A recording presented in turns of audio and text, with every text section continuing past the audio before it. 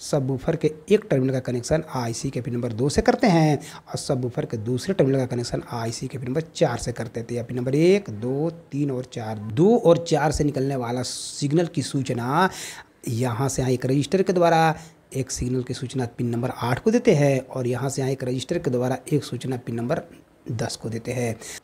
Hello friend, all field command channel में आपका स्वागत है। पिछली वीडियो के जरिए हम लोगों ने इस बोर्ड में बना हुआ पावर सप्लाई के बारे में समझा था कि पावर सप्लाई किस प्रकार से काम करता है और पावर सप्लाई के ज़रिए किस प्रकार से इस आईसी को सप्लाई देते हैं। यहाँ जो आईसी लगा होता है जिसका नंबर होता है 4558, इसको कैसे सप्लाई देते हैं और साथ ही साथ यहाँ जो दो आईसी लगे होते हैं 20-30 नंबर के, इन दोनों आईसी को किस प्रकार सप्लाई देते हैं और यहाँ जो 72-65 जो आईसी लगा होता है इसको किस प्रकार से सप्लाई देते हैं, इसके बारे में हम लोगों ने पिछली वीडियो के जरिए समझा था।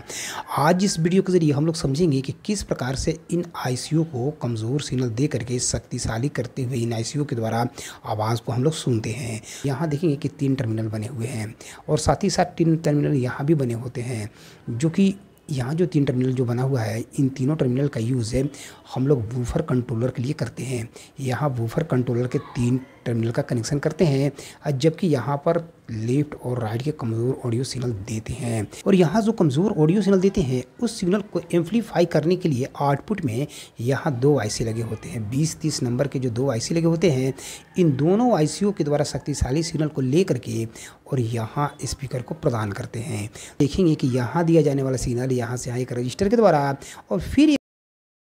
इस आईसी के इनपुट पिन नंबर 1 को देते हैं। इस आईसी में जो कुल 5 पिन बने होते हैं इसके बारे में हम लोग पहले ही समझे हैं कि इसका पिन नंबर 1 यहाँ होता है, इसके बाद 2, 3, 4 और 5 1 नंबर को इनपुट के रूप में यूज़ करते हैं, 1 नंबर को कमज़ोर सिग्नल देते हैं और जब 1 को देते हैं तो शक्तिशाली सिग्नल इस आईसी के पिन नंबर 4 से प्राप्त करते हैं। 1 के बाद यहाँ 2, 3 और ये रहा पिन नंबर 4 और 4 से सिग्नल को लेकर के ऐसे होते हुए सीधे स्पीकर को देते हैं और स्पीकर के दूसरे टर्मिनल को ग्राउंड लाइन से जोड़ा जाता है। देखेंगे कि स्पीकर का दूसरा जो टर्मिनल होगा वो यहाँ जोड़ते हैं और यह लाइन देखेंगे कि ऐसे होते हुए लंबी एवं चौड़ी पट्टी यानी कि ग्राउंड लाइन से जुड़ा होता है। ठीक इसी तरीके से जो सिग्नल यहाँ देते हैं, लेफ्ट और राइट के 2 सिग्नल आते हैं इस यूएसबी मॉड्यूल से, तो यहाँ जो सिग्नल देते हैं वो सिग्नल यहाँ से एक रजिस्टर के द्वारा यहाँ भेजते हैं और देखेंगे कि यहाँ के सिग्नल को लेकर के फिर यहाँ आईसी के इनपुट पिन नंबर 1 को देते हैं और जब इस आईसी के पिन नंबर 1 को कमज़ोर सिग्नल देते हैं तो शक्तिशाली सिग्नल इस आईसी के पिन नंबर 4 से प्राप्त करते हैं। यहाँ आईसी का पिन नंबर 1 होगा, इसके बाद 2, यहाँ पर 3 और ये रहा पिन नंबर 4 और 4 से सिग्नल को लेकर के ऐसे होते हुए स्पीकर को देते हैं। इस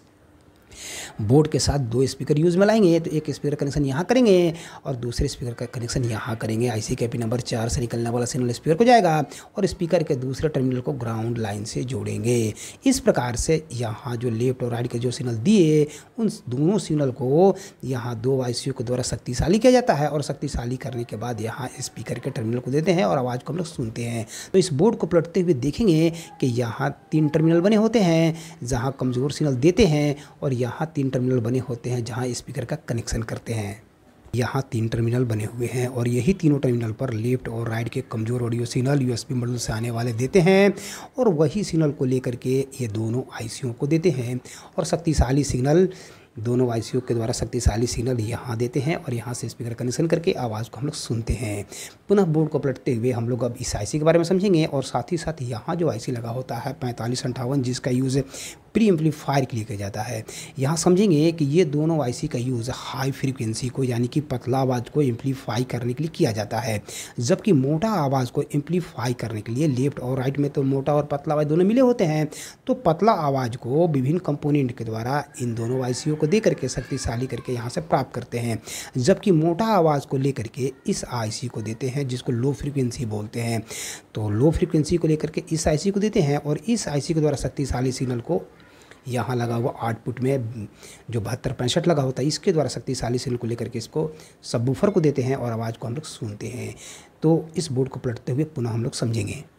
यहाँ जो आईसी लगा होता है इसका नंबर होता है 4558। इस आईसी के बारे में हम लोग पहले ही जान चुके हैं, सर्किट डायग्राम के जरिए हम लोग पहले ही जान चुके हैं कि इस आईसी में कुल 8 पिन बने होते हैं। यहाँ हम लोग समझेंगे कि यहाँ आईसी का पिन नंबर 1 होता है, इसके बाद 2, यहाँ पर 3 और यहाँ पिन नंबर 4 होता है। इसके बाद यहाँ पर पिन नंबर 5, 6, 7 और 8 है। इस आईसी में कुल 8 पिन बने होते हैं। इस आईसी के पिन नंबर 2 में कमजोर सिग्नल देते हैं। इसका फर्स्ट इनपुट पिन नंबर 2 होता है, 2 में कमजोर सिग्नल देते हैं, और जब 2 में देते हैं तो शक्तिशाली सिग्नल इस आईसी के पिन नंबर 1 से आउट होता है।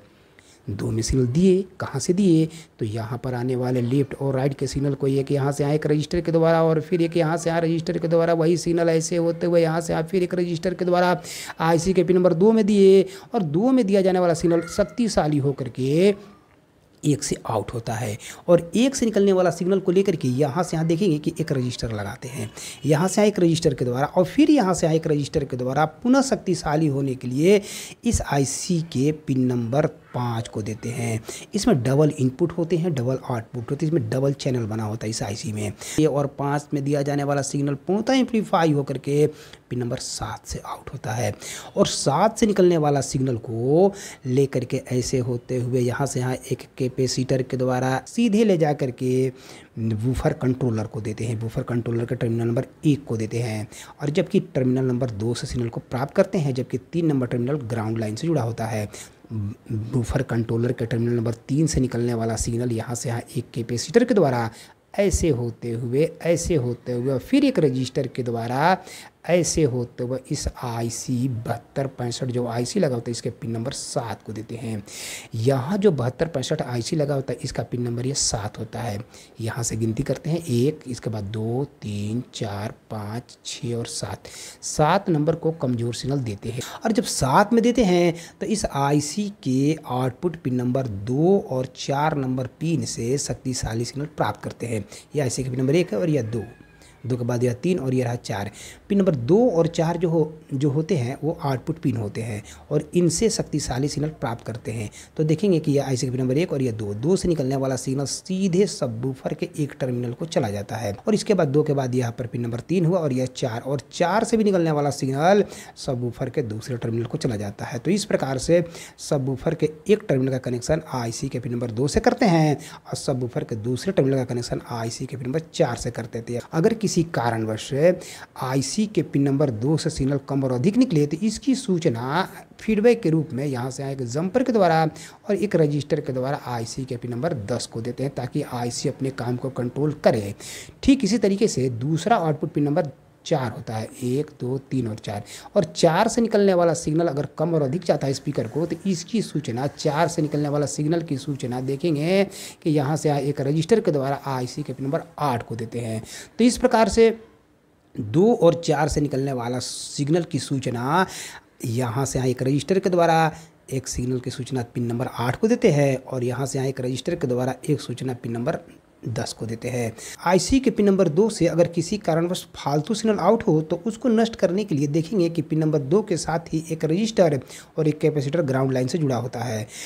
और अगर ये कंपोनेंट ख़राब हो जाएंगे तो उस स्थिति में आपको यहाँ जो सबवूफर कनेक्शन करते हैं तो वो सबवूफर बार बार ख़राब हो सकता है। ठीक इसी तरीके से आईसी का आउटपुट पिन नंबर 4 भी होता है, तो 4 से अगर किसी कारण बस फालतू सिग्नल आउट हो तो उसको नष्ट करने के लिए यहाँ से एक रजिस्टर और एक कैपेसिटर ग्राउंड लाइन से जुड़ा जाता है। अगर ये दोनों में से कोई भी कंपोनेंट ख़राब हो जाएंगे तो उस स्थिति में यहाँ लगा हुआ है इस सबवूफर बार बार ख़राब हो सकता है। इसके अलावा इस आईसी के बारे में हम लोग पहले ही जान चुके हैं कि इस आईसी को काम करने के लिए पिन नंबर 3 को पॉजिटिव देते हैं, जबकि निगेटिव सप्लाई आईसी के पिन नंबर 1 को देते हैं, और दूसरा निगेटिव सप्लाई आईसी के पिन नंबर 6 को देते हैं। 1, 2, 3, 4, 5 और ये रहा पिन नंबर 6। तो 1 और 6 को निगेटिव देते हैं और जबकि 3 को पॉजिटिव देते हैं। और ग्राउंड सप्लाई के बारे में पहले ही जान चुके हैं कि इस आईसी के पिन नंबर 9 को ग्राउंड की सप्लाई देते हैं। ऐसे होते हुए लंबी एवं चौड़ी पट्टी से यह लाइन जुड़ा होता है। तो 1, 2, 3, 4, 5, 6, 7, 8 और यह 9 जो है ग्राउंड लाइन से जुड़ा होता है।